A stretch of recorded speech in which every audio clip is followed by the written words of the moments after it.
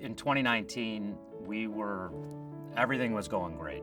I mean, we had just completed probably a 3 years or so of planning for this monumental move that Neuco, it would have been really the first time that all of us except, I would say, Paul, went through a move. And so we did all of this on our own, where we put a lot of time and energy and resources into coming up with a plan to move. And we executed it perfectly. And when I say that, I mean we had every employee that was part of the move to help us get this accomplished, and it went off without a hitch. And everybody, I mean, it was the epitome of teamwork, of just getting the task done at hand. And we moved in 2019, and we were really just working on a lot of momentum. It was behind us, the wind was behind us, and we were going in the right direction as like nothing can go wrong. And we finally had space. We finally had plenty of areas for employee growth. We had what we thought was everything we needed for sustained growth. And then 2020 hit and COVID came. And so that really did throw a major wrench into obviously our plans, but everybody's plans. And so 2019, we came off of a record year in sales. We had wonderful growth. We were adding employees at a very, very healthy rate. And all of a sudden, I was actually out of town at a conference, and I come back in the middle of March, and everything gets shut down. That was a scary time for me personally, and also for the company.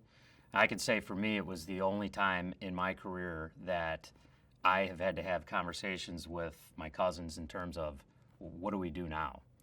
And are we going to have enough sales to be able to meet payroll?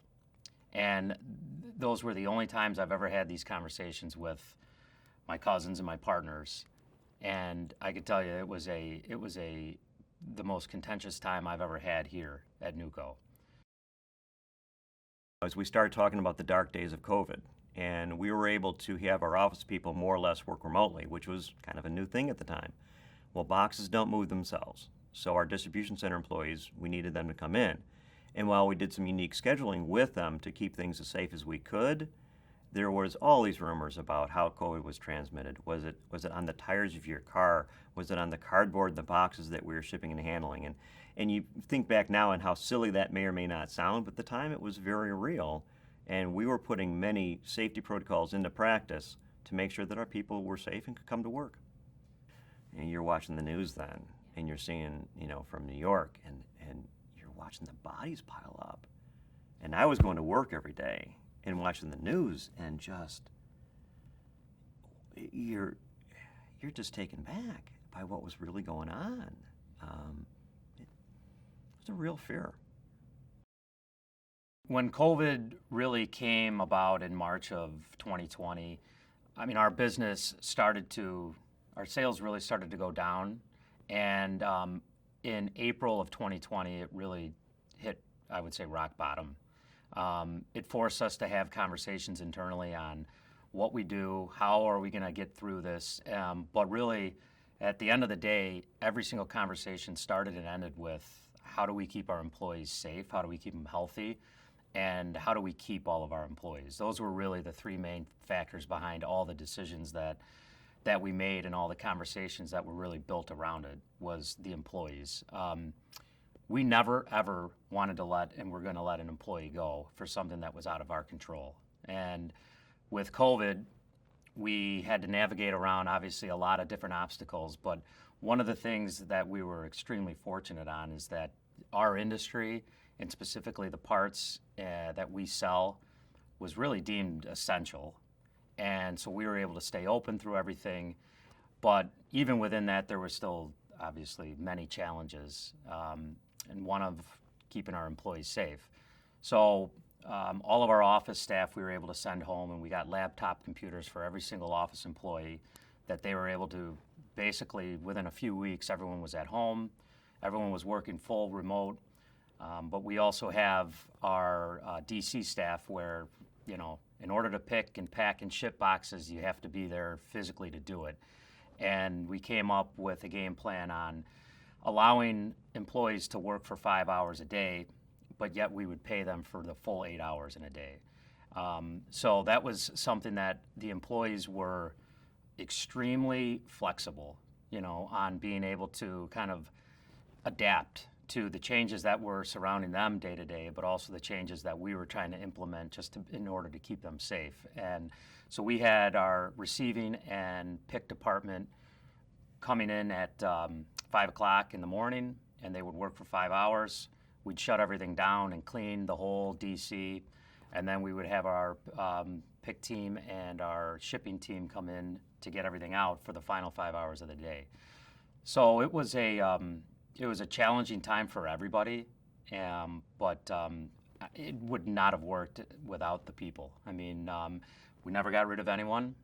As a matter of fact, we actually hired through those COVID months in order to keep things going. So, I mean, it's something that I think everybody looks back on as about as successful of a year that we could have had, given the trying times that everybody was in. During COVID, we started something with a daily communication over how things were at Neuco, what we were doing, and how we were trying to keep them safe. So I think that was really important for people just to hear from us. And sometimes, be honest with you, we would not have any real update, but we would just let them know that, everything, the status quo was going on.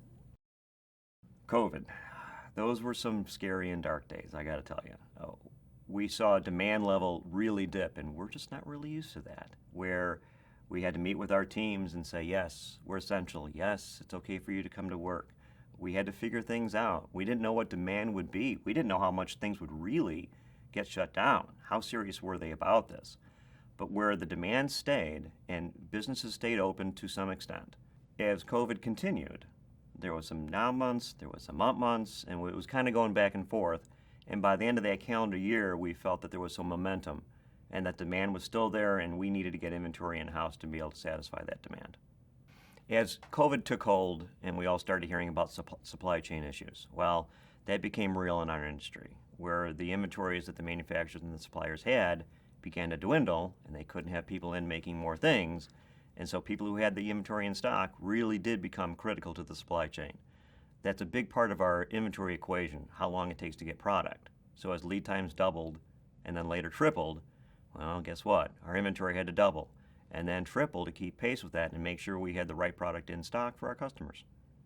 During COVID, how critical we became to the supply chain really became evident as lead times began to grow, and that inventory we had, where we might see a sale of 1 or 2 in an item, became 4 and 8 and 10 and 20.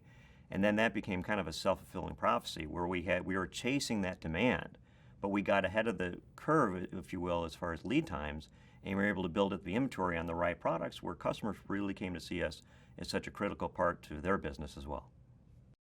When COVID kicked in, we had to really reanalyze how we were doing business, what the numbers were. What did we have to sell to keep the doors open? What do we have to sell to make payroll? Those are concerns that everybody has, but you don't really get into it like we had to at that time. And while our fears were never realized to that extent, we were prepared to, if we had to kick money back in to make sure we made payroll, we were going to do that.